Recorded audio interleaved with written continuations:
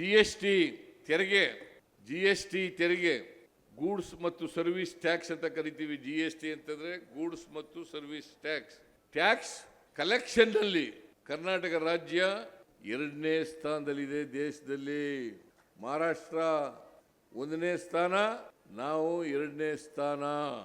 ನಾನು ಯಾಕೆ ಈ ಮಾತನ್ನ ಪ್ರಸ್ತಾಪ ಮಾಡ್ತಾ ಇದ್ದೀನಿ ಅಂತಂದ್ರೆ, ಜನರ ತಲಾ ಆದಾಯ ಹೆಚ್ಚಾಯಿತು, ತೆರಿಗೆ ಕೂಡ ಹೆಚ್ಚು ರಾಜ್ಯಕ್ಕೆ ಬರಲಿಕ್ಕೆ ಸಾಧ್ಯ ಆಯಿತು.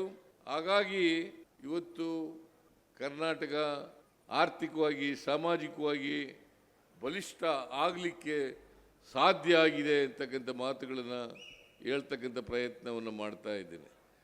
ಆದರೆ ಕೇಂದ್ರ ಸರ್ಕಾರ ನಮಗೆ ಸಂಪೂರ್ಣವಾಗಿ ಸಹಕರಿಸ್ತಾ ಇಲ್ಲ. ನಮಗೆ ತೆರಿಗೆ ಪಾಲನ್ನು ಅವರು ಸರಿಯಾಗಿ ಕೊಡ್ತಾ ಇಲ್ಲ. 2014 ಹಣಕಾಸಿನ ಆಯೋಗ ನಮಗೆ 4.7% ನಮ್ಮ ಪಾಲನ್ನು ಕೊಟ್ಟಿದ್ರು. ತೆರಿಗೆ ಹಂಚಿಕೆಯಲ್ಲಿ ನಮ್ಮ ಪಾಲು 4.7.